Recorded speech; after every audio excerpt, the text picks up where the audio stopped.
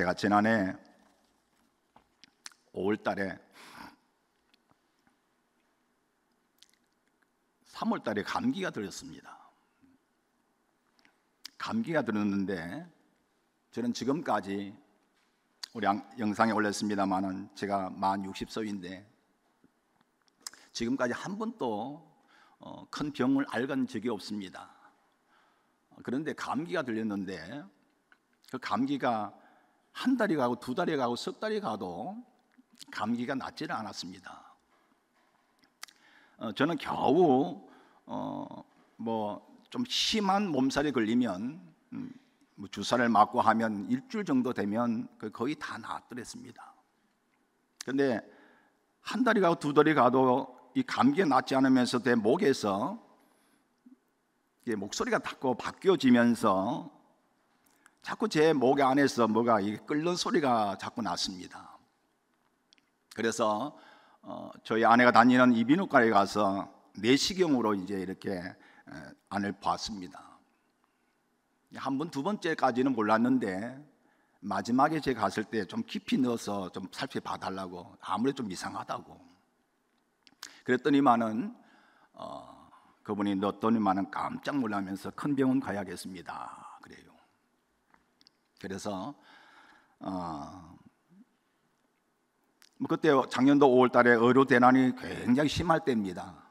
전화로 아무리 뭐 큰 병원에 이렇게 전화를 해봐도 바로 뭐 진찰을 받고 치료받을 수 있는 그런 병원이 없는 거예요.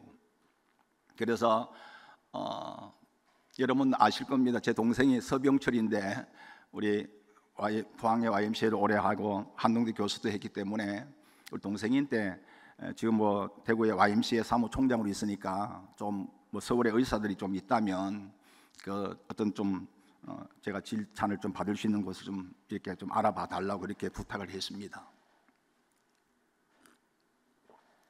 그래도 도무지 어떤 기회가 없는데 계속 전화를 하는 가운데 건대병원에서 한 사람의 예약이 취소되는 바람에 그 다음 주에 제가 진찰을 받게 됐습니다. 진찰을 받고 나니까 뭐 가니까 뭐 벌써 이분들은 뭐 깜짝 놀라는 거죠. 바로 조직 검사가 들어가서 검사를 다 끝나고 나니까 바로 정확한 뭐 암의 어떤 상태는 뭐 CT 결과 나와야 되겠지만은 한 말기쯤 될 것 같다는 그런 얘기를 제가 들었습니다. 그런데 저는 한 번도 뭐 아파 본 적이 없잖아요. 그런데 암 말기쯤 된다는 그 얘기를 딱 듣는 순간에 제 마음이 얼마나 조용해지는 겁니다. 그 어떤 것으로도 표현할 수 없는 어떤 조용함이 다가오면서 제 마음속에 이런 생각이 들었습니다. 올 것이 왔구나. 이게 무슨 뜻인가 하면 제가 우리 서울의 신학교를 이제 공부할 때에 그리고 휴학을 하고 군대 갔다 와서 다시 복학을 했는데 저희 아버님이 똑같은 저와 같은 그런 암으로 그렇게 판명을 받고 부산대 병원에서 3개월밖에 못 산다는 그런 판명을 받고 계시다가 지금은 뭐 이렇게 이미지가 별로 안 좋습니다만은 할렐루야 기도원에 저기 포천에 기도원에 모셔놓고 한 2년 이상을 저도 공부 끝나면 가서 같이 기도하고 했던 그런 적이 있거든요. 한 2년 동안 그렇게 기도하다 보니까 환자의 마음을 얼마나 제 마음에 와닿는지, 그 옆에서 간호하는 그 케어하는 우리 어머니를 보니까 그 케어하는 가족들의 그 아픔도 얼마나 큰지 제 마음속에 한 가지 꿈이 있었습니다. 하나님, 저는 앞으로 목회의 길을 이 약하고 병든 자와 함께 하기를 원합니다. 그러니 하나님, 제게 능력을 주십시오. 그 능력을 사모했습니다. 그리고는 먼저 우리 아버님의 병 치유를 위해서 간절하게 기도했거든요. 그런데 그 아버님은 2년 좀 지나고 난 이후에 하늘나라로 가셨습니다. 아버님을 보내는 그 산소 앞에서 그 장지 앞에서 제가 그렇게 기도했습니다. 하나님, 내게 능력 주셔서 우리 아버님처럼 저렇게 보내지 않도록 하나님 제게 은혜 달라고. 그리고는 제가 신학교 4학년 때 29에 단독 목회를 시작했습니다. 그리고 단독 목회를 시작하면서 하나님께 어떻게 기도했는가 하면, 하나님, 저는 큰 목회를 꿈꾸지 않습니다. 저는 많은 성도님들을 모으는 그런 사역을 하고 싶지 않습니다. 하나님, 제게 능력 주셔서 정말 약하고 병든 자, 그런 분들과 함께 사역하고 싶습니다. 제게 능력 주세요. 그래서 제가 돈이 있든 없든 간에 기독교 서점 가서 성령론에 대해서, 능력받는 여러 가지 책들에 대해서는 모든 책을 샀습니다. 제가 책이 좀 많습니다. 그런데 거기 보면 약 한 400~500권 정도가 성령에 대해서, 능력받는 은사에 대해서 그런 책들이 많습니다. 그것은 제가 어떤 큰 능력을 행하려고 하는 게 아니라 그렇게 하고 싶었어요. 그런 사역을 하고 싶었기 때문에. 그리고는 돈이 있든 없든 간에 세미나가 있으면 막 가까운 거리든 먼 거리든 막 달려갔거든요. 그리고 밤마다 기도했습니다. 그리고 삼각산이 있거든요. 버스를 2번 타고 와야 되는데 가가지고 밤마다 기도하고 새벽에 내려오고 이렇게 했습니다.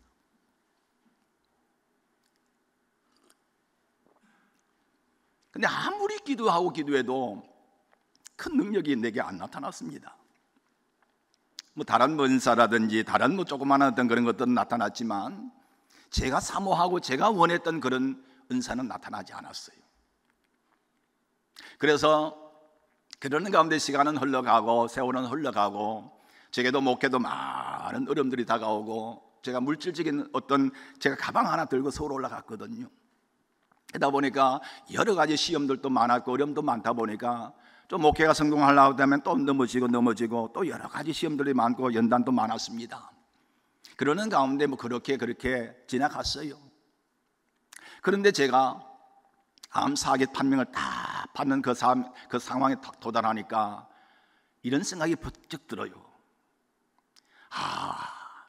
이제 하나님께서 그 옛날 야복강나루 위에서 야곱이가 하나님께서 야곱과 씨름하게 하셨어. 그래서 야곱이 변해서 이스라엘 됐던 것처럼, 이제 하나님께서 내게 마지막에 병과 싸우게 만드시구나. 그래서 내게 뭔가 또 새로운 사역을 주시겠구나 하는 생각이 먼저 들어왔습니다. 믿을지 안 믿을지 모르지만 제 마음이 그냥 확 들어왔어요. 그러는 가운데 저는 이제 다 정리하고 기도는 올라가려고 막 하는데, 여기 우리 형님들이 와 계실 거예요. 우리 형님들이, 또 우리 형제가, 우리 동생이 우리 아버님이 돌아가실 때 칼 한번 못 대고 보냈는데 너무 마음이 아프대요. 평생의 마음에 한이 됐는데 동생을 또 그렇게 보내고 싶지 않다고, 치료받으면서 기도하면 되지 않겠느냐고. 그래서 마침 또 우리 동생이 한동대 총장했던 그 장로님이 퇴임을 해서 서울의 남서울교회 장로로 계신데, 그분에게 감동이 와서 전화했더니만은 삼성으로 연결해 주셨어요. 삼성에 가서 6월 5일부터 7월 말까지 이제 치료를 집중적으로 받았습니다. 항암과 그리고 방사선 치료를 받았습니다.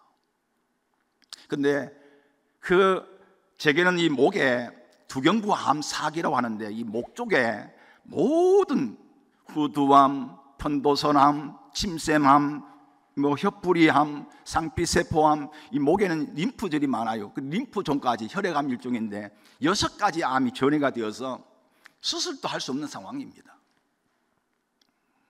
그런데 그 치료를 받는데 이 목 쪽으로 이물질이 막 나오니까 물 한 모금을 못 먹는 거예요.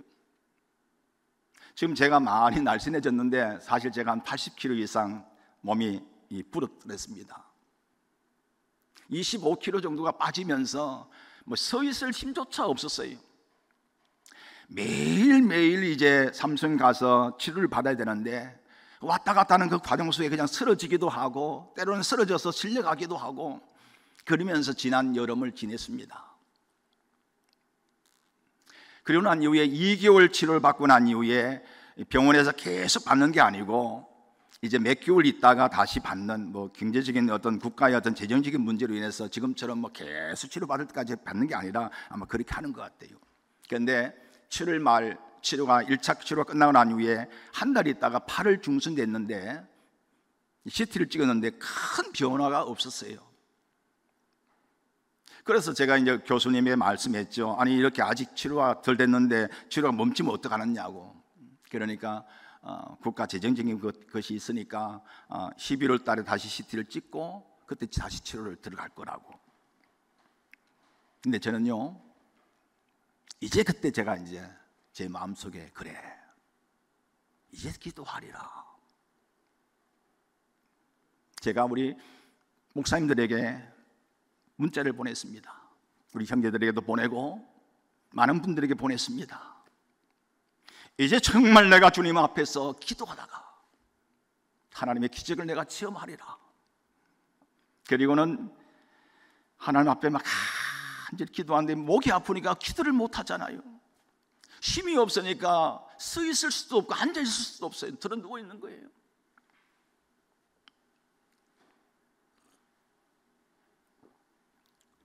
그러는 가운데 제가 그 침상에 누워서 가물가물하는 가운데서도 제가 옛날에 그 핸드폰에 히스기야 왕, 오늘 본문에 히스기야 왕이 설교를 했던 그 녹음되어 있던 그 내용이 있었습니다.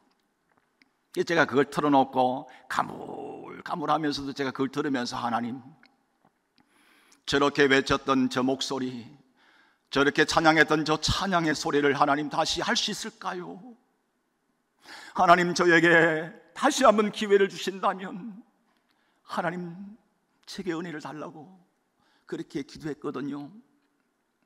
그러는 가운데 제 마음에 감동 오는 것은 히스기야 왕에게 하나님께서 은혜를 주셨지만 사실 치료한 것은 예사야 선지자가 가서 무화과 반죽을 이겨서 그에게 안수함을 통해서 고침받게 하셨거든요.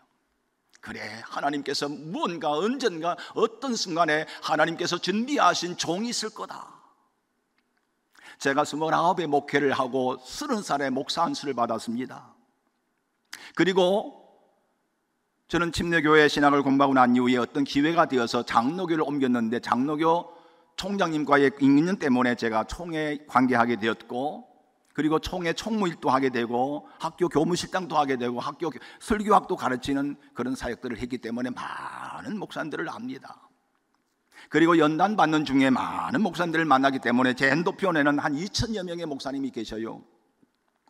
그 가운데 능력 있는 목사님들도 계시고 여러분들이 계십니다. 그러나 제 마음속에 하나님이 준비하신 종이 있을 거다, 그런 마음이 들었습니다. 그리고는 목사님들에게 얘기를 물어봤습니다. 그런데 어떤 분이 제게 한 선교사님을 추천해 주시는 거예요. 그분은 한국 사람인데 침례교 선교사예요. 그분이 브라질에서 선교사를 하는데 능력을 많이 받아서 한국에 와서 교회를 돌아다니면서 선교 사역을 하면서 치유 사역을 한다는 거예요. 그래서 제가 그분을 알기 위해서 유튜브를 쫙 보니까 여러 기적적인 어떤 영상들이 막 나오는데 그 가운데 놀라운 것은요, 그분이 핸드폰 안에 유튜브에 5시간씩 3시간씩 집중적으로 방언으로 기도하는 내용들이 막 올라와요. 그 깜짝 놀랐습니다. 저는 한국말을 못해요. 목이 아팠어. 근데 방언은요 할 수 있잖아요. 방언 르르르르 하니까 그랬구나. 그리고는 그분을 작년도 10월 8일 9일 날 저 원주의 수양관에 이제 제가 신청을 했어요. 신청을 해놓고 그때까지 막 기도했습니다. 그걸 틀어놓고 같이 틀어놓고 방언 틀어놓고 막 기도하다가 힘들면 그냥 쓰러져 자고, 또 일어나서 기도하고 1시간, 2시간, 3시간, 4시간, 5시간, 6시간도 막 기도했어요. 하나님 제게 은혜 달라고 간절히 기도했습니다. 그리고 제 마음속에 어떤 기도냐 하면, 하나님 지금도 수많은 사람들이 의술이 좋아서 암에 걸렸다가도 고침받는 분들도 계시고 또 몇 년 동안 암을 안고도 살아가신 분들이 많이 있지만 내가 몇 년 지나고 난 이후에 고침받았다고 하면 그것이 무슨 하나님의 은혜고 그게 무슨 하나님의 기적이 되겠습니까? 하나님, 그러므로 주여 내게 단시간 안에 하나님 역사를 해달라고 간절하게 기도했어요. 그리고는 그 집회에 참석했어요. 그리고는 얼마나 기도했는지 모릅니다. 우리 아내하고 같이 들어가서 기도하고. 그런데 특별한 체험이 제게 없었어요. 1박 2일 하고 난 이후에 제가 이제 집으로 돌아왔습니다. 그리고 그 다음날 아침에 샤워를 하고 나오는데, 저는요 지금 2대 8 머리잖아요. 고등학교 졸업하고 난 신학교 올라가고 난 이후부터 지금까지 2대 8이에요. 저는 똑같아 지금까지. 근데 이쪽으로 머리가 다 빠졌기 때문에 이렇게 이제 못하니까 이제 반대로 이제 해야겠다 생각, 반대로 하려고 하는데 이 머리카락이 났는 거예요, 머리결이. 근데 그분의 은사 중에 하나가 뭐냐면, 살이 빠진 사람이 살이 찌고요, 살이 찐 사람이 살이 빠져요. 그리고요, 키가 작은 분이 키가 크는 것만. 그리고 또 한 가지가요, 머리결이 안 난 사람이 머리결이 나더라고요. 근데 제게 그 체험이 온 거예요. 제가 막 뛰어가서 우리 아내 보고, 여보 내 머리결이 났다고. 그런데 여러분, 저는 머리결이 중요하지 않잖아요, 그죠? 암이 나야지. 그런데 한 가지요, 저는 거기서 주님의 음성을 들었던 것 같아요. 뭐냐? 엘리야가 3년 6개월 동안 비가 오지 않았습니다. 그런데 하나님 앞에 간절히 기도하고 사원 보고, 저 높은 산에 한번 올라가 봐. 올라갔다 온 사람의 그 사원의 말은, 아이고 선지자 아무도 보이지 않습니다. 근데 마지막 갔다 오니까 뭐예요? 저 멀리서 손바닥만한 구름이 나옵니다. 그래, 비가 올 거야. 제게는 그것이 엘리야의 손바닥만한 구름으로 보였던 것입니다. 그래, 하나님께서 역사하신다. 또 한 가지, 제가요 사기의 판명을 받고 난 이후에 그날 밤에 제가 우리 남양주에 구리시에서 목회하고 있는데, 남양주에 조그마한 텃밭이 있어요. 그 텃밭에 제가 틈날 때 가서 기도하는 음악이 있는데, 그 밤에 그쪽에 갔습니다. 그리고는 주님 앞에 진지하게 하나님 앞에 기도했어요. 하나님, 나는 주님 앞에 죄인이고 주님 앞에 허물 많고 주님 앞에 자랑할 것이 없지만, 그래도 저는 주님 앞에서 고등학교 때부터 주님을 섬겼고 오늘 여기까지 한 길로 달려왔는데, 하나님 제게 은혜 달라고. 넓은 길이 많았습니다. 서울의 큰 교회 부목으로 오라고, 아니면 담임 목사로 오라고 정말 정중하게 2번씩이나 초청한 교회가 있었어요. 근데 새벽마다 와서 눈물로 기도하는 노인분 몇 분 때문에 제가 못 갔거든요. 양분이 목자 되지 말라고. 넓은 길을 가는 것보다, 큰 목회하는 것보다 정말 주님의 양 하나 붙들고 목회하고 싶었거든요. 그런데 제게 암사기 판명을 다 받고 나니까 별 생각이 다 드는 거예요.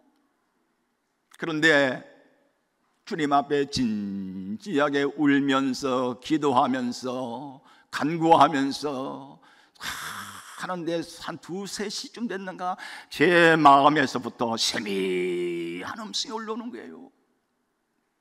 사랑하는 종아, 내가 너에게 1기도 아니고 2기도 아니고 4기를 때린 것을 넌 알아야 돼.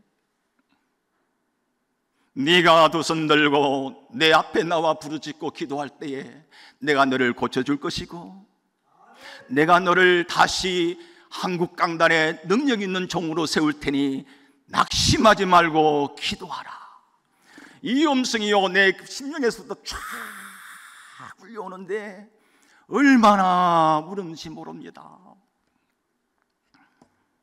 그래서 그 말씀도 있고 하기 때문에 정말 주님 앞에 기도했어요. 전심으로 기도했습니다.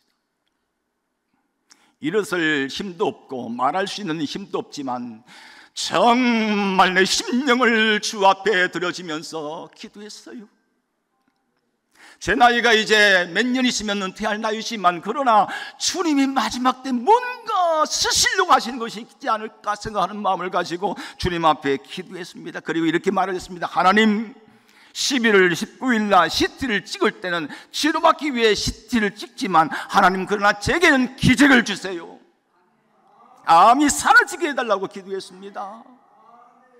그리고는 주님 앞에 기도하고 오살리 기도원 올라가서 간절히 기도하고, 전사님이 모여서 안수할 때 그냥 저도 가서 머리 내밀었습니다.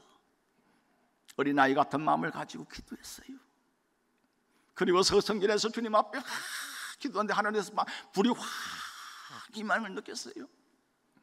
그리고 11월 19일이나 됐습니다. CT를 찍으러 삼성에 가서요,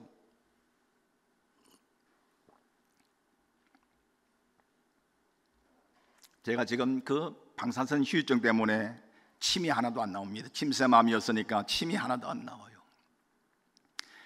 귀에 이명이 지금 또 매미 한 50마리가 울리는 것 같아요. 찍었는데 함승의 교수가 깜짝 놀래요. 암 6개가 없다는 거예요. 암 6개가 사라졌다는 거예요. 할렐루야! 하나님의 은혜가 얼마나 감사한지. 제가 정말 힘들고 걷지 못하고 볼펜 하나 들 수 있는 힘이 없을 때에 새벽에 주님 앞에 기도하다가 썼던 시가 하나 있어요. 내 생의 마지막 소망이라는 제목의 시를 하나 썼습니다. 내 어릴 적 깊은 산골 혼자 걷는 하굣길, 몇 골짜기나 될까? 어둑어둑 컴컴해지면 걷던 산길이 안개가 된다. 그때 우거진 솔나무 가지 사이로 하늘은 오솔길을 그려주었다. 하늘이 낸 길을 쳐다보며 걷던 어린 소녀는 한 발 한 발 걸음마다 두 손을 모았다. 신이여, 이 어둠 속 무서움에서 저를 도와주소서. 그때마다 어디선가 날아온 한 마리 새는 내게 큰 위안이 되었다. 그것도 많은 날을. 그렇게 국민학교 중학교를 지난 소녀는 고교 시절 몹시도 사춘기에 힘들어한 어느 날 온전히 자신을 그 신에게 맡겼다. 아니, 그 신이 굵고 중음한 음성으로 비몽사몽간에 찾아오신 것이다. 마침내 그렇게 하나님을 만났다. 어릴 적 여린 두 손을 잡아주셨던 그 신이 바로 하나님이셨다. 내 평생 헌신하리라 다짐하며 드려진 내 삶이 지금 돌아보니 얼마나 부족했는지. 날 구원하신 그 감사함엔 입술뿐이었고, 날 사랑하신 그 사랑엔 마음만 있는 사랑이었음을, 잃어버린 양을 찾는 참목자의 모습이 아닌 흉내만 내는 목자였음을, 이제 나의 삶이 60고개를 넘어 중반을 향해 달려가는데 언젠가 나의 달려갈 길 멈춰야 될 날이 오기 전 내 생의 마지막 소망을 위해 그 어릴 적 순수했던 두 손 모은 기도를 다시 한번 드린다. 사랑하는 나의 하나님, 말씀의 홍수시대지만 이 땅의 많은 영혼들은 갈증 속에 헤매고 있습니다. 병마와 싸우는 연약한 영혼들이 많습니다. 그러기에 저들에게 하나님의 살아계심과 치유의 주님을 전하고 싶습니다. 내 평생의 소원이자 내 남은 생의 마지막 소망입니다. 제게 주님이 주시는 치유의 능력을 주옵소서. 이 시를 썼습니다. 우리 고향 땅 왔으니까, 제 고향이 여러분 아시는 분에게 모르겠으면 저 조항산입니다. 우리 약전 저 위에 올라가면 조항산이라고 우리 MBC, KBS 방송이 있는 곳이 있어요. 바로 그 밑에 저희 집이 있습니다. 초등학교는 그 반대편을 다녔고 중학교는 도구로 이렇게 다녔습니다. 그래서 학생 때 집에 학교 출발할 때는 해가 떠 있었지만 집에 도착하면은, 지금은 뭐 나무를 베어가지고 그랬습니다만 옛날에는 참 우거져서 그랬습니다. 그러다 보면 해가 저물면서 어두워져요. 어두워지면은 길이 안 보여요. 골짜기를 걸어오는데 길이 안 보이잖아요. 그러면은 저 위를 바라보면은 그 오솔길을, 뭐 여러분 잘 아실 거예요. 오솔길이 아마 파란 하늘이 열리면서 오솔길은 보이잖아요. 그걸 보면서 제가 가면서 이렇게 기도했거든요. 하나님, 저를 도와주세요. 너무 무서우니까. 그런데 그때마다 조그마한 새 한 마리가 날아와서 요 앞에 앉았다가 또 가면 또 저까지 갔다가 제가 가면 또 날아갔다가 이렇게 해서 저를 안위해 주셨습니다. 그리고는 중학생이 됐는데 고등학교를 가야 되는데 선생님은 여러 학교를 추천해 주었습니다. 근데 제가 지금은 뭐 학교가 좋지요. 또 학교도 옮겼더라고요. 보니까 대동고등학교라고, 그 당시는 학교 세워진 지가 얼마 안 됐습니다. 이미지가 별로 안 좋았습니다. 근데 저는 그때 어떤 얘기 들었냐면 그 학교에서는 매주 월요일마다 예배를 드린다, 그 얘기를 제가 들었어요. 그러면 내가 한번 그 학교를 한번 가봐야겠다는, 그 학교를 원서 내니까 선생님들이 막 말리는 거예요. 더 좋은 학교를 가야지 왜 그러냐고. 아닙니다, 저는 그거 갑니다. 그리고 입학식 날 포항제일교회 목사님이 연병장에 올라와서 기도를 하는데 제가 모자를 다 벗고 이렇게 기도했어요. 하나님, 내가 이 학교에서 당신을 알게 해 주시옵소서. 학생이니까 그래도 한 1등이라도 한번 할 수 있게 해달라고, 그리고 많은 학생들 앞에서 트로피를 받게 해달라고, 이 세 가지를 기도했어요. 근데 여러분, 하나님께서 그 학교에서 세 가지를 다 이루어 주셨어요. 그러나 그 어떤 것보다도 그 학교에서 저는 하나님을 만났습니다. 그 다음부터는 제가 어느 교회를 갈까, 교회를 갈 수가 없잖아요. 한 번도 교회 가본 적이 없으니까, 전도 받은 적이 없으니까 어디를 갈까 하는데, 여러분 혹시 아시잖아요. 안경수 목사님이라고. 안경수 목사님 우리 학교 선배거든요. 그분이 계시길래 그분이 전도를 하고 계세요. 그래서 어떻게 하면 교회 갈 수 있겠느냐고. 그러냐고. 그러면 이번 주일날 어디 나오라고. 우리 여기 중앙초등학교 그 울타리 그 앞에서 만나가지고 우리 포항침례교회로 왔어요. 놀라시는 것 같아요. 포항침례교회로 왔는데 우리 백화기 목사님이 처음 예배를 인도하는데 지금도 그 광경을 생각하면요, 그대로 생각나요. 그때 그 음성이 생각나고요, 그때 그 분위기가 생각나고요. 그때는 옛날 구성전이잖아요.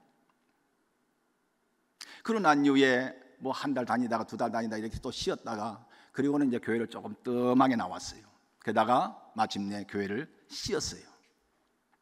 그러는 와중에 제 마음에 제가 사춘기가 왔어요. 근데 사춘기가 오니까 세상이 전부 다 거꾸로 보이는 거예요. 모든 사람이 다 불이하게 보이고요. 그래서 저는 휴학을 내고 그냥 절에 올라가려고 그런 마음을 갖고 있는데, 어느 날 제가 그때 대동고등학교 기숙사 생활을 했는데 토요일 날 학생들은 다 집에 갔을 때인데 제가 성경책을 들었습니다. 그리고 다시는 내가 이 포항심려교회에 달려왔어요. 학생회 예배 있는 줄 알고 왔는데 보니까 학생회 예배가 거의 없어요. 그냥 흩어져 있는데, 학생들이, 제가 그때 1학년 때는 막 한 100명 이상이 모였는데 제가 왔는데 20명도 안 되는 거예요. 왜 그러냐고 하니까 뭐 좀 학생들이 시험이 들어서 좀 흩어졌다고. 근데 그때부터 제가요, 우리 학생들에게 우리 다시 한번 열심히 한번 해보자고, 열심히 한번. 그래서 저는 그때부터 새벽 기도를 온 거예요. 새벽 기도. 새벽에 와서 기도할 때 기억하실 분들이 여기 계실 줄 압니다. 새벽에 와서 주님 앞에 기도했습니다. 그리고 학생들 같이 한번 해보자고. 그래서 다시 조직되어서 제가 온 지 얼마 안 되는, 몇 달 안 됐는데 아무도 모르는데 부회장을 세워주셔서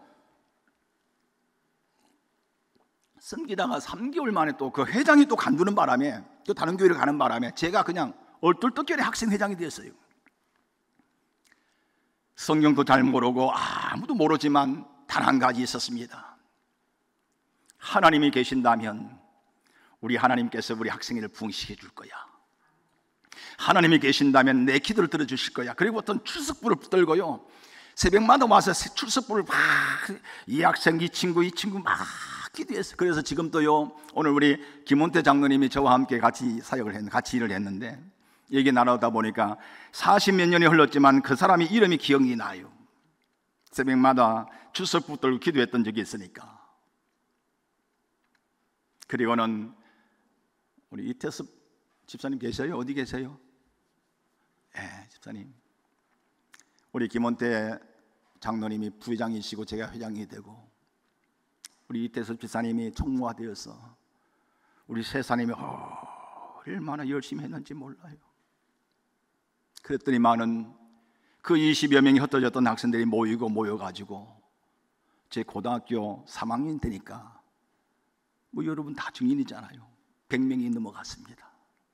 그런 중고등부를 나눴습니다. 그리고 중고등부를 나누고 나니 교사가 없으니까 제가 3학년 제가요 설교했어요. 그런데 제가 교회가 너무 좋고 하나님이 너무 좋아서 방학 때도 집에 안 가고 여기서 그냥 우리 옛날 구성전에 기도실이 있었잖아요. 그리고 우리 교육관이 있었잖아요. 그 의자에서 잠을 자면서 막 금식하고 기도했거든요. 근데 어느 날 여름 방학이었는데 기도실에서 막 한참을 기도하고 나니 저는 옛날부터 목소리 막 통성으로 기도했어요. 하나님 앞에 막 기도하고 나오는데 우리 선배 전사님이 신학 공부하다가 방학 때니까 저 뒤에 앉아 계시더라고요. 병달아 이리 와봐라 그래요. 왜 그랬습니까? 앉아봐. 너 꿈이 뭐니? 그래요. 저는 그때 뭐 합격하고 안 하고 떠나서 제 마음속에 육군 사관학교 꿈이었거든요. 안 놀라시는 것 같아요. 그래 봐도 제가 학교 휴학하고 군대를 갔는데 300명 교육병 중에서요 1등 했어요. 그래가지고 바로 교육대장 상 받고 난 이후에 바로 퇴소하자마자 휴가 나왔는데 우리 교회나 우리 집에 가니까 탈영한 줄 알고 깜짝 놀래요. 군대 간 지 한두 달밖에 안 됐는데, 두세 달밖에 안 됐는데, 근데 저는 육군 상원학교 될 겁니다. 그런데요, 그분이 하는 말이 아니야. 네가 지금 이렇게 금식하고 기도하고 있는 것이지만 다 주님의 뜻이 있어. 넌 사명자라. 이렇게 얘기하는 거예요. 에이, 무슨 말씀이세요? 근데 여러분,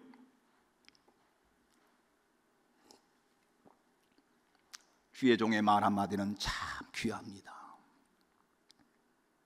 그래서 저는요, 목회를 하든지 뭘 하든 간에 성도님들과의 상담할 때마다 말 한마디를 얼마나 조심스럽게 하는지 모릅니다. 왜냐하면 그 말 한마디가 그 사람의 인생을 좌우할 때가 있거든요. 그렇게 학생회를 위해서 뜨겁게 기도하고 저의 앞날을 위해 그렇게 기도했던 제가요, 그렇게 열정적으로 기도했던 기도가 안 나오는 거예요. 학교 가면은 막 그 마음이 뜨거워지는데 교회 오면은 마음이 푹 꺼져버려요. 야, 하나님 뜻이 어땠을까? 견딜 수가 없는 거예요. 그 갈등은 말할 수가 없는 거예요. 그래서 고등학교 2학년 때 겨울 방학에요, 우리 하늘산 기도원, 저는 서울도 포항을 떠나본 적이 없는 사람이 하늘산 기도원을 무릎 올라가서 거기서 막 교복 입고 올라가서 금식하고 기도했는데 응답을 안 주셨어요. 고등학교 3학년이 됐습니다. 봄이 됐어요. 이제는 뭔가를 목표를 가지고 공부를 해야 되는데 제 마음은 아직도 갈팡지팡이에요. 교회 와서 목사님 설교 듣고 있으면 정말 하나님께서 나를 부르시는 건가?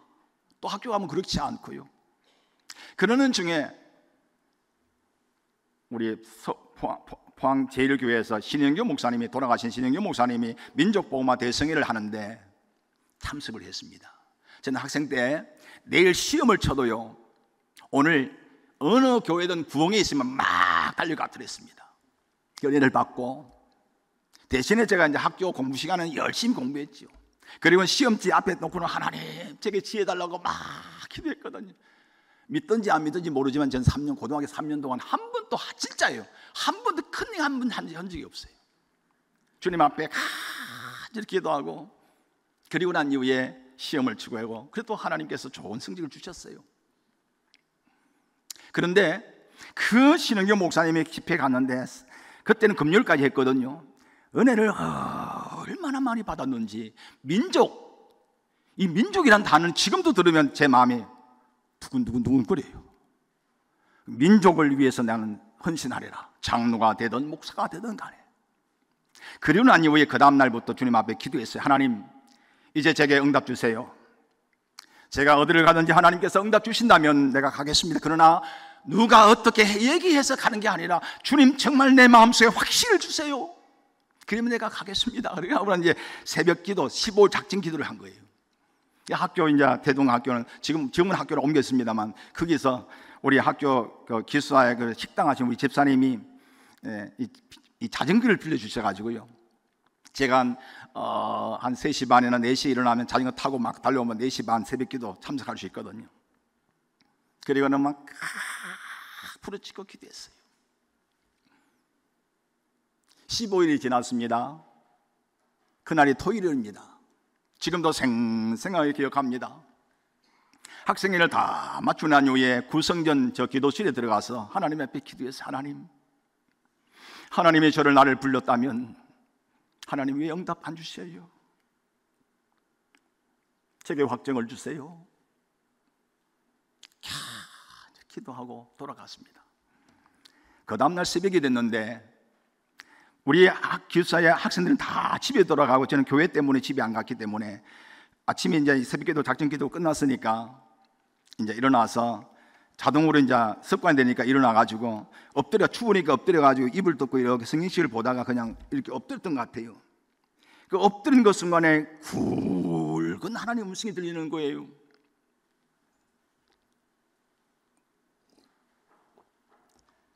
너는 즉시 일어나서 에스겔 1장 1절을 펼쳐보아라. 전설사나 삼천리 얘기 아니에요. 정말 제게 왔어요. 굵은 음성이 들리는데, 그러면서 봐야지 하다가 깨어나니까 한 50분이 흘러갔던 것 같아요. 그리고는 제가 에스겔에서 1장 1절 이게 어디 있나, 여기가 목차를 보고 난 이후에 딱 펼치는 순간에 그때가 4월 5일이었습니다. 제30년 4월 5일에 내가 거발감과 사로잡힌 자 중에 있더니 하늘이 열리며 하나님이 일상을 내게 보이시니, 이게 딱 눈에 띄었는데 오늘이 4월 5일인데? 그때 제가 나중에 알았습니다만 에스겔 선지자가 소명받았던 말씀이고, 하나님께서 제게 정확한 날짜를 보여주시면서 분명한 하나님의 소명을 제게 주셨어요. 그리고 난 이후에 목회의 길을 걸어가면서 많은 시험도 많았고 어려움도 많았고 시련도 많았지만 한 번도 이 길 걸어왔던 거 후회하지 않습니다. 왠고하면 하나님이 제게 분명한 소명을 주셨기 때문입니다. 그런데 지나온 날 돌아보면 이제 말씀을 이제 간증을 어느 정도 마치고 이제 잠깐 한 10분만 말씀을 함께 나눌 텐데, 저는 이렇게 생각했습니다. 아무도 나에게 전도한 적이 없고 내가 먼저 어떻게 누구 따라서 교회 간 적이 없는데 내가 포항 침례교회를 먼저 갔다. 잘 선택했구나. 이야, 하나님께서 내게 은혜 주셔서 특별한 소명 주셨구나. 이 자부심도 참 강했던 것 같아요. 그것이 어느 순간에 자만이 되어지고 교만이 되었던 것 같습니다. 그런데 여러분, 모든 선택은 내가 선택한 게 아니에요. 하나님이 우리를 선택해 주셨어요. 수많은 교회가 있을 것입니다. 그 수많은 교회 가운데 이 포항 침례교회를 오게 하신 것도 하나님의 섭리고 뜻입니다. 내가 수많은 교회 가운데 이 포항 침례교회를 선택한 것이 아니에요. 하나님의 섭리 가운데 나를 세워주셨고 이곳에 오게 하신 거예요. 믿습니까? 저는 포항 제일교회인 줄 알아서 우리 포항 대동고등학교 설립이 제일교회니까 제일교회인 줄 알고 갔어요. 근데 포항 침례교회로 오게 된 겁니다. 마찬가지로 하나님께서 요한복음 15장 16절 말하지 않습니까? 너희가 나를 택한 것이 아니라 내가 너희를 택하여 세웠느니라. 아멘. 항상 모든 것은 하나님의 주권이에요. 모든 것은 하나님의 은혜입니다. 내 은혜가 아니에요. 내가 섬길 수 있는 것도, 내가 찬양할 수 있는 것도, 내가 예수를 믿는 것도, 내가 주님을 주라고 고백할 수 있는 것도, 내가 주님 앞에 충성할 수 있는 것도, 헌신할 수 있는 것도 다 하나님의 은혜로 우리는 이렇게 섬길 수 있는 것입니다. 이제 제 간증을 어느 정도 정리하려고 합니다. 구체적인 것은 유튜브 요셉의 꿈TV를 보면 제가 여러 간증을 많이 나와 있으니까 참고하시고요. 요즘은 제가 이 운전할 때마다 하나님께 기도해요. 하나님, 죽다가 산 목숨이다 보니까 하나님의 뜻이 뭘까? 하나님의 계획이 뭘까? 나를 살려주신 그 주의 뜻이 뭘까? 늘 물어요. 그러는 가운데 저는 항상 이렇게 운전하면서 방언으로 기도하거든요. 하나님 앞에 막 기도하는데 갑자기 방언 통비되는 것처럼 내가 가사가 생각나면서 음률이 나와요. 그래서 그 음률을 제가 그 옆에 녹음기를 핸드폰을 빨리 해가지고 녹음을 틀어가지고 흥얼흥얼 해가지고 제가 아는 목사님에게, 옛날에 복음 가수였던 우리 목사님을 제가 알고 있는데 그분에게 이 곡 그대로 한번 곡을 하나 만들어 달라고, 앞부분은 조금 수정해서라도 뒷부분은 그대로 해서 해달라고 해서 앞부분을 하나 만들었습니다. 우리 반주자 계셔요? 한번 이 찬양을 하면서 제 간증을 마치고 말씀을 함께 나누려고 하는데요.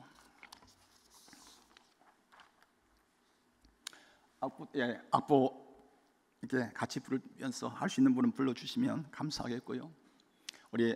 제가 이 악보를 받은 지가 얼마 안 됩니다. 그러다 보니까, 그리고 반주자하고 한번 맞춰본 적도 없고 또 여기서 마찬가지 하니까 조금 이게 박자가 좀 틀리더라도 이해하시고 가사에 그 음률에 은혜 받으시면 되겠고요. 또 부를 수 있는 분들은 같이 불러주시면 좋겠습니다.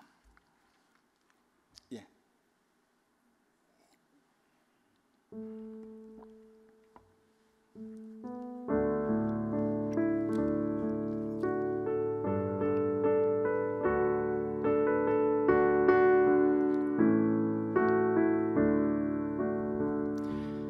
이제 내 삶이 은혜라서 주님 위에 살렵니다. 이제 내 삶이 은혜라서 주님 위에 살렵니다. 죄인 된 나를 살리시고 새 생명을 주셨으니 그 얼마나 크신 은혜인가. 그 무엇으로 갈 수 있을까. 나 이제 살아가는 모든 삶이 은혜일진데 주님 감사합니다. 주님 감사합니다. 영원토록 감사해요. 나 이제 살아가는 모든 삶이 은혜일진데 주님 사랑합니다. 주님 감사합니다. 영원토록 감사해요. 이제 내 삶이 은혜라서 주님 위에 살렵니다. 이제 내 삶이 은혜라서 주님 위에 살렵니다. 병든 몸 나를 살리시고 새 사명을 주셨으니 그 얼마나 크신 은혜인가 그 무엇으로 표현할 수 있을까. 나 이제 살아가는 모든 삶이 은혜일진데 주님 사랑합니다. 주님 사랑합니다. 영원토록 사랑해요. 나 이제 살아가는 모든 삶이 은혜일진데 주님 사랑합니다. 주님 사랑합니다. 영원토록 사랑해요. 이제 내 삶이 은혜라서 주님 위에 살렵니다. 이제 내 삶이 은혜라서 주님 위에 살렵니다. 약한 날 강한 힘 주시고 새 능력을 주셨으니 그 얼마나 크신 은혜인가 그 무엇으로 보답할 수 있을까. 나 이제 살아가는 모든 삶이 은혜일진데 주님 찬양합니다. 주님 찬양합니다. 영원토록 찬양해요. 나 이제 살아가는 모든 삶이 은혜일진데 주님 찬양합니다. 주님 찬양합니다. 영원토록 찬양해요.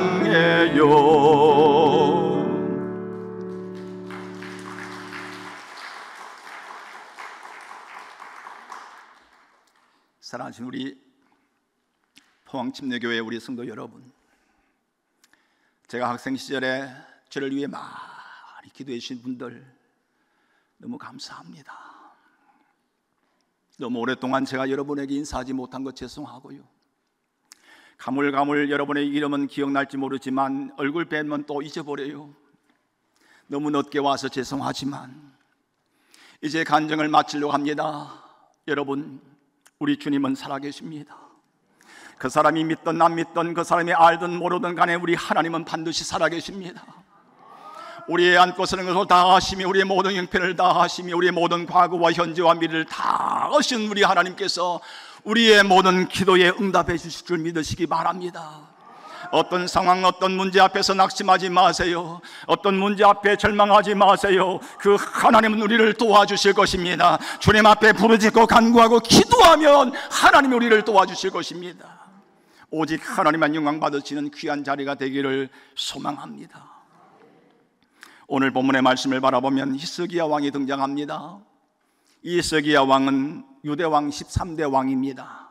29의 왕이 되었고 그 왕이 됐을 때 그의 아버지 아하스 왕이 얼마나 완악한 왕인지 여러분 아실 것입니다. 그 믿음의 길을 걷지 않고 악한 길을 걸어왔습니다. 신상을 세우고 하나님의 신앙을 보려고 온가지 만가지 우상을 숨겼던 왕이 바로 그의 아버지 아하스 왕이었습니다. 29의 왕이 된 이 히스기야 왕은 아버지의 전체를 밟지 않고 신앙의 기획을 도전합니다. 그리고 모든 신앙을 다 던져버리고 주님 앞에로 돌아왔습니다. 신앙을 회복했습니다. 신앙을 기억했단 말입니다. 그런데 여러분, 그렇게 아름다운 신앙의 모습을 가지고 그렇게 아름다운 신앙의 길을 걷는다고 하면 하나님께서 이스기야 왕에 얼마나 큰 복을 주시면 얼마나 좋겠습니까? 그런데 문제가 다가왔습니다. 난관이 다가왔습니다. 사건이 다가왔단 말입니다. 어떤 사건, 어떤 문제입니까? 당신은 죽을 준비를 하라. 그것도 의사가 한 말이 아닙니다. 하나님의 대선자였던 이사야 선지자가 하나님의 음성을 듣고 하나님의 말씀을 듣고 직접 와서 대언을 합니다. 하나님께서 당신을 죽이시기를 원하십니다. 당신의 생명은 여기까지입니다. 당신은 죽을 준비를 하시라고 우리 하나님께서 말씀하십니다. 그랬을 때에 히스기야 왕이 우리 같으면 낙심했을 것입니다. 우리 아버지의 신앙의 전체를 밟지 않고 믿음의 길을 걸어왔는데, 주님 앞에서 진실된 마음으로 주를 섬겨왔는데, 내게 닥쳐온 이 환난, 이 문제, 이 사건 앞에서 우린 절망할 수밖에 없을 것이에요. 그런데 히스기야 왕은 절망하지 않았습니다. 여러분, 우리가 전도서 3장 1절을 바라보게 되면 이런 말씀이 있지 않습니까? 모든 범사에는 기한이 있다고, 때가 있다고. 날 때가 있으면 죽을 때가 있고, 봄이 있고 여름이 있고 가을이 있고 모든 범사는 다 때가 있다고 했습니다. 그런데 오늘 히스기야 왕의 때는 여기까지예요. 당신은 죽을 준비를 하세요. 히스기야 왕의 운명은 바로 여기까지예요. 그러면 히스기야 왕은 그 운명 앞에 굴복해야 되지 않겠습니까? 여러분, 욥기서 23장 13절을 바라보니까 하나님은 뜻은 일정하신데 그 뜻을 돌이킬 자가 아무도 없다고 그랬습니다. 우리 하나님이 문을 닫으시면요, 열 자가 없어요.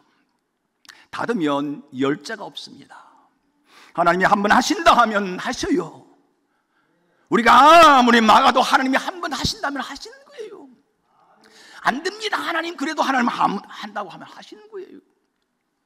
그런데 오늘 히스기야 왕은 하나님께서 분명히 말씀하지 않아요. 당신은 죽을 것입니다. 그런데 하나님은 그를 살려주셨어요. 다시 말하면 하나님의 뜻을 돌이켜주셨단 말입니다. 한번 따라할까요?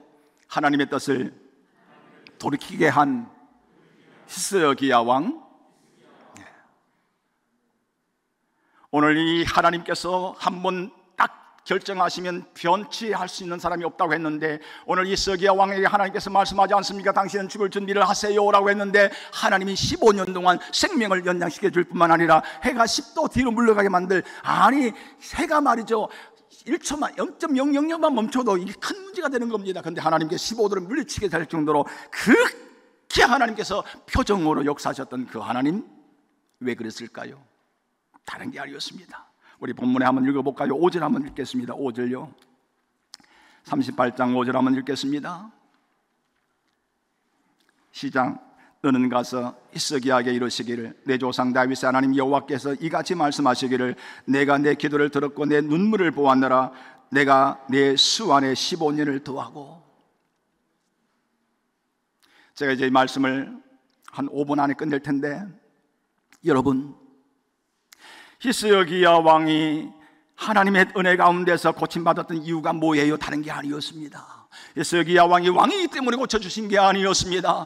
오직 한 가지입니다. 너의 눈물의 기도를 내가 보았노라. 히스기야 왕은 눈물의 기도가 있었기 때문에 하나님의 뜻을 돌이켜주신 거예요.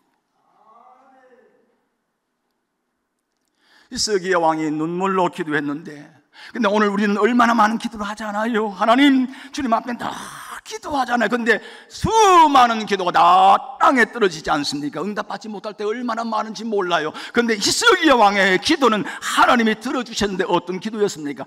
눈물의 기도였다는 거예요. 첫째는, 그 기도에는 어떤 기도였는가? 오늘 이사야 선지자가 와서 당신은 죽을 준비를 하시랍니다. 이사야가 히스기야 왕이 그 신앙의 길을 걷는 것을 다 알고 있잖아요. 최나는 이사야 선지자의 마음도 얼마나 안타까웠겠습니까? 주의 종이기에 아팠을 거예요. 그런데 하나님이 그렇게 전하라 하니까 전하는 거예요. 그렇다고 하면 이스기야 왕은 이렇게 얘기할 수 있습니다.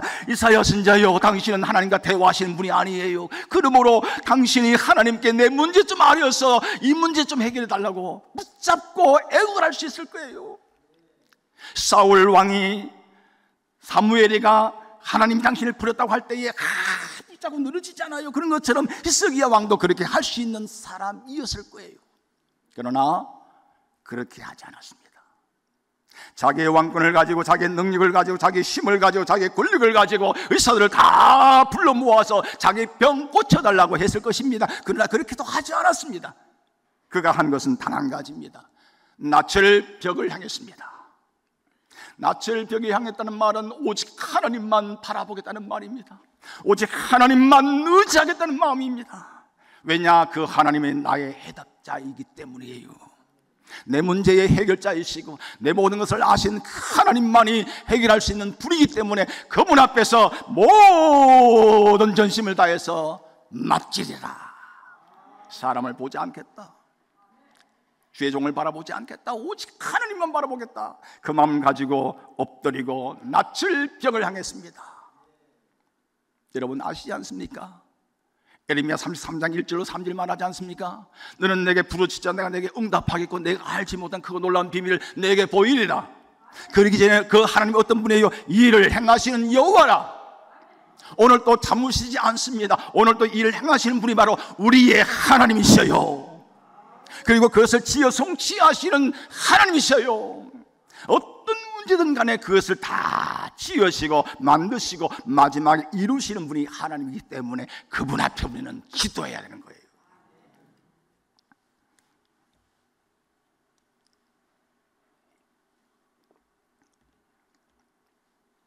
두 번째는요, 우리 한번 같이 읽겠습니다. 2절 한번 같이 읽겠습니다. 2절요. 시작. 히스기야가 얼굴을 벽으로 향하고 여호와께 기도하여 3절 이르되 여호와여 구하오니 내가 주의 앞에서 진실과 진심으로 행하며 주의 목전에서 선하게 행한 것을 기억하옵소서 하고 히스기야가 심히 통곡하니. 어떤 기도를 드렸습니까? 히스기야 왕은 주님 앞에 기도할 내용을 가진 왕이었습니다. 하나님, 제가 부족합니다. 제가 연약합니다. 참 부족하지요. 그러나 주님, 내가 아버지의 전철을 밟지 않고 주님을 위해서 전심을 다해서 주를 섬겼고 신실한 마음을 가지고 주를 달려왔던 것 주님 아시잖아요. 주님, 나를 불쌍히 여겨 주시옵소서. 기도의 내용을 가진 기도를 드렸던 히스기야 왕이었습니다. 사랑하신 우리 성도 여러분, 수많은 날들 우리가 주를 섬깁니다. 그리고 수많은 날들 우리 주님 앞에 기도하잖아요. 얼마나 많은 사람들이 주님 앞에 기도하다가 응답받지 못한 그것 때문에 낭망하기도 하고 절망하기도 하고 하나님이 어디 있느냐라고 하나님을 부인할 때가 많습니다. 하나님이 계신다면 나의 아픔을, 하나님이 계신다면 나의 이 억울함을, 하나님이 계신다면 이 모든 문제를 하나님이 도와주지 않겠느냐고 하지만은 하나님은 도무지 응답하지 않는 그 모습 앞에서 우리는 절망합니다. 좌절합니다. 그리고 말합니다. 하나님은 안 계셔. 여러분 기억하십시오. 그럼에도 불구하고 주님을 사랑하는 마음을 가지고 섬기고 헌신했던 그 과거의 삶을 우리 주님은 다 보셔요. 너의 아픈 가슴을 품고 주를 섬겼던 거, 너의 진실된 마음으로 주님 앞에 나왔던 거, 너의 어렵고 힘들고 시련도 많고 시험도 많고 아픔도 많았지만 그럼에도 불구하고 나 때문에 나를 찾아오고 나 때문에 나를 섬기고 나 때문에 주님의 소망을 가지고 섬겨왔던 그 모습들을 다 주님 보십니다. 성경은 3대 대로가 있어요. 하나님은 믿음대로 역사하십니다. 믿음대로 될지어다. 믿음이 너를 구원하였느리라. 성경은 믿음을 보셔요. 하나님은요 다른 거 보지 않습니다. 믿음을 보셔요. 환경 보지 않습니다. 사건 보지 않습니다. 그 문제가 얼마나 컸냐 보지 않습니다. 하나님은 믿음을 보십니다. 믿음대로 될지어다. 두 번째는요, 갈라디아서 6장 7절 바라보니까 뭡니까? 심은 대로 거두어지는 겁니다.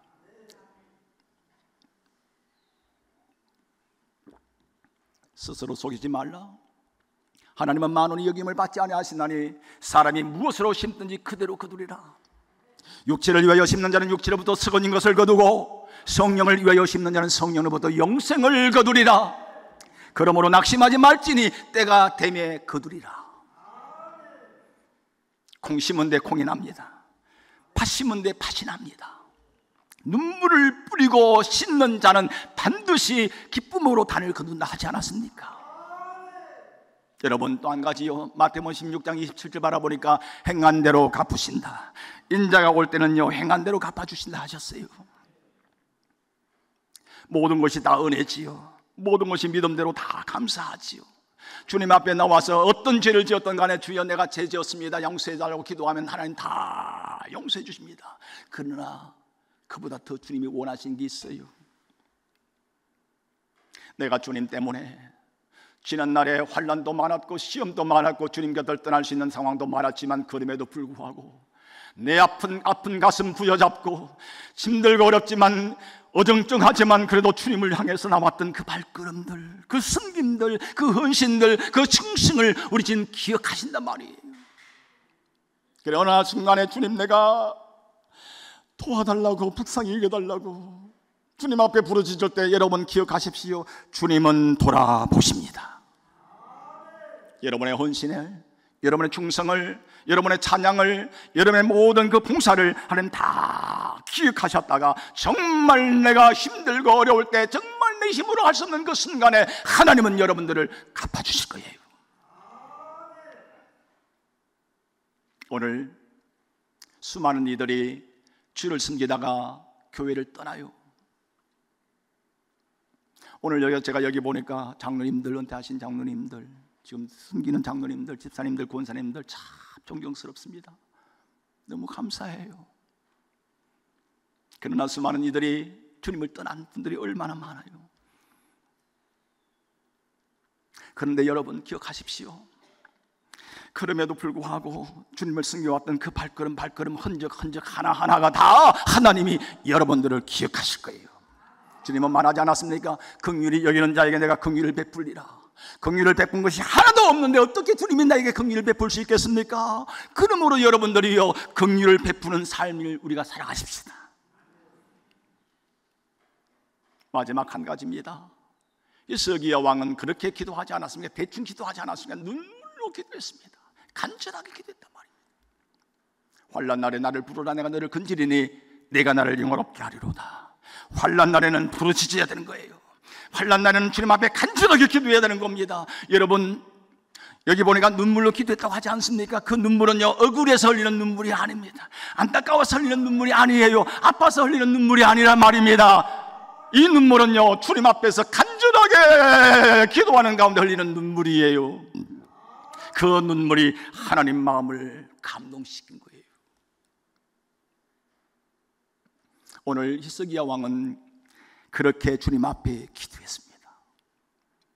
지난 여름에 제가 너무 힘들 때에 푹푹 쓰러지고 정말 힘들 때에 제가 유튜브를 봤습니다. 유튜브를 보니까 젊은 목사 한 분이 계신데 오래전부터 유튜브를 하셨어요. 그런데 저도 요즘 유튜브를 합니다만은 제가 책을 쓰려고 하다 보니까 많은 분들이 목사님들이 요즘 책을 안 본다고, 일반인들은 더 안 본다고 유튜브를 하라고 해서 유튜브로 제가 찬양도 올리고요, 그리고 또 간증한 것도 올리고 이렇게 올립니다. 여러분 기회되신 요셉의 꿈 TV를 하면, 저는 밖에서 서요셉 목사로 제가 활동하거든요. 서요셉 목사나 요셉의 꿈 TV 치면은 제 영상이 나올 겁니다.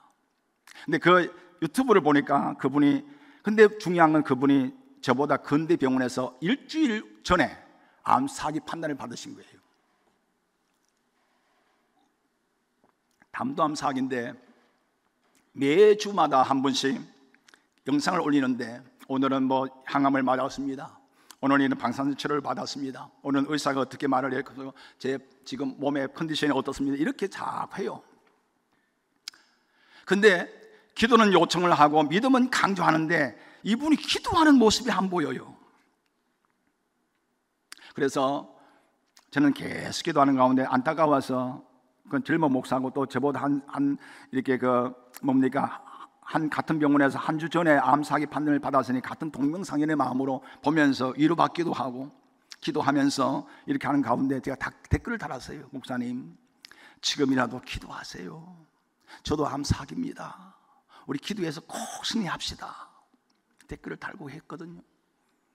근데 나중에 보니까 어느 교회 간증 집회 하는데 서 있을 힘도 없는 가운데 설교를 하더라고요. 설교하는 저 힘으로 기도하면 얼마나 좋을까 생각도 했는데, 저는 하나님께서 은혜 주셔서 고침받게 하셨고, 그 목사님은 12월 달에 떠나셨어요. 물론 저보다 담도암이 좀 세긴 됩니다. 근데 저도 암 6개였잖아요. 그래도 6개월 만에 하나님께서 고쳐주셨어요. 믿습니까? 할렐루야. 제가 2개월밖에 병원 치료는 받지 않았어요. 그 위에 3개월, 4개월은 진짜 병원에 가서 약 한 번 처방 받지 않았습니다. 오직 기도로 매달렸어요. 그리고 6개월 만에 하나님께서 고쳐주셨거든요. 저 건강하죠? 제가 가면요, 물 못 마시는 것 때문에 그렇지 누가 저보고 아프다는 사람, 얘기하는 사람 하나도 없습니다. 아유, 우리 장로님 감사합니다. 우리 장로님 최문주 장로님 아니신가요? 네? 맞죠? 네. 장로님은 여전하시네. 여러분, 물속에 빠졌을 때는요, 물속에 빠진 사람이 하나님, 내가 물 가운데 지키고 물 가운데로 지나고 물 가운데 지날 때도 하나님 나를 지켜주실 거야, 믿음을 가지고 주여 믿습니다 하고 있으면요, 어떻게 될까요? 하나님이 와서 건져주실까요? 아니잖아요. 미안하지만 갑니다. 물속에 빠졌을 때는요, 나 살려달라고 부르짖어야 되는 거예요. 여러분의 가정의 자녀가, 여러분의 이웃의 아픔이, 여러분 자신이 어떤 문제가 있을 때 여러분 주님을 붙들고 기도하세요. 그 하나님은 살아계십니다. 그리고 우리 모든 것까지 다 하신 그 하나님께서 가장 아름답게 역사하실 것이에요. 제가 어쩌면요, 이 암사기 고침받지 않았다면 오늘 이 자리에 간증할 수 있는 기회가 있었을까요? 아마 어쩌면 영원히, 제가 우리 김광성 목사님이 전화 왔습니다. 제가 많은 교회를 다니면서 우리 포항침례교회를 간증하거든요. 왜냐하면 제 신앙의 출발이 포항침례교회고, 이곳에서 제가 음성을 들었고 하나님 소명을 받았기 때문에. 그래서 우리 포항침례교회를 자랑합니다. 근데 그러다 보니까 제 마음속에 고향이 포항침례교회, 제가 장로교 목회를 하고 있으니까 더 그리워요. 근데 우리 김 목사님이 홈커밍 데이라고 하면서 연락이 왔는데 얼마나 제 마음이 목이 메어졌습니다. 그래서 제가 늘 기도했죠. 하나님, 우리 포항침례교회 가서 말씀 전할 때 울지 않게 해달라고, 울지 않게 해달라고. 우리 오늘 김광선 목사님 이렇게 뵈니까 참 좋아요. 할렐루야.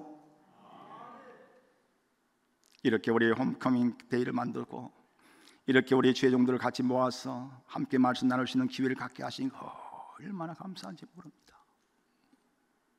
그러기에 또 제가 여기 와서 우리 하나님을 증거할 수 있는, 간증할 수 있는 그런 기회가 있는 것 같고요.